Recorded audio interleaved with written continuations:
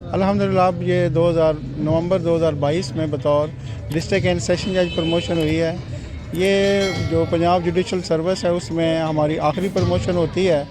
अल्लाह पाक ने इज़्ज़त दी है। इस वक्त पंजाब में कोई 160 के करीब डिस्ट्रिक्ट एंड सेशन जजेज़ हैं, तो उसमें अल्लाह पाक ने ये कामयाबी दी है। लेकिन जहाँ तक ये है कि जी आजकल मेरिट पे नहीं होता, ये अपना इसमें सियासी जो है तैनातियाँ हो जाती हैं।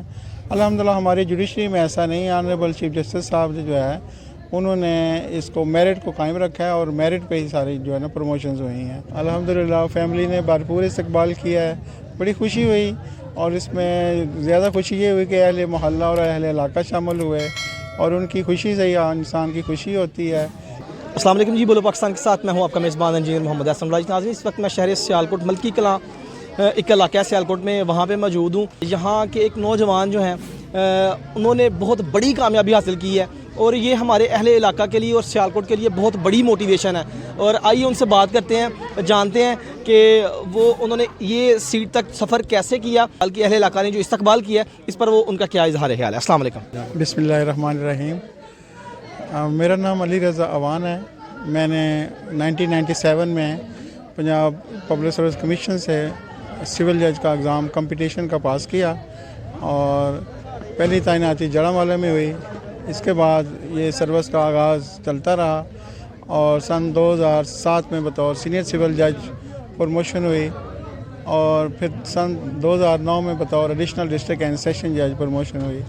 अल्हम्दुलिल्लाह अब ये नवंबर 2022 में बतौर डिस्ट्रिक्ट एंड सेशन जज प्रमोशन हुई है।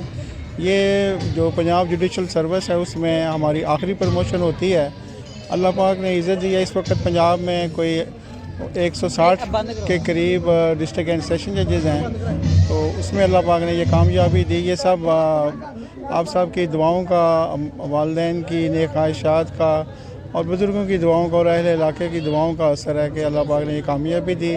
मेहनत भी की और एक फ़ैमिली के लिए अच्छा नाम इंशाल्लाह आगे भी रोशन रहेगा। जहाँ तक इस्तकबाल का तल्लुक़ है तो मुझे बिल्कुल इसका कोई पता नहीं था।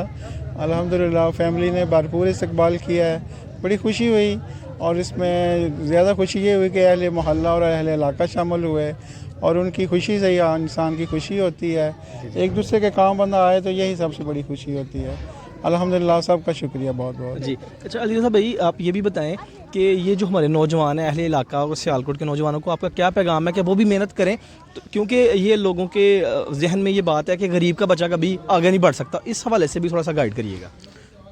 जहाँ तक किसी भी शोबे में तरक्की का राज है वो सिर्फ मेहनत है, हार्ड वर्क है। अगर आप मेहनत करेंगे तो इंशाल्लाह खुद बहुत राहें खुलती जाती हैं, आपको गाइडेंस भी मिलेगी और आप फिर तरक्की करते जाएंगे।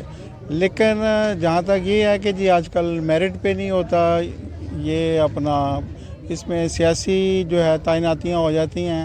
अल्हम्दुलिल्लाह हमारी जुडिशरी में ऐसा नहीं है। ऑनरेबल चीफ जस्टिस साहब जो है उन्होंने इसको मेरिट को कायम रखा है और मेरिट पे ही सारी जो है ना प्रमोशंस हुई हैं, वरना हम तो सोच भी नहीं सकते थे इस बात का। अच्छा अली रज़ा भाई, आप ये भी हमें बताएं कि इतना लंबा आपका सफ़र रहा है, तो कभी दिल बर्दाश्त नहीं आप हुए या आपके सामने कोई बहुत बड़ी मुश्किल आई हो, तो आपने किस तरह उसको फेस किया?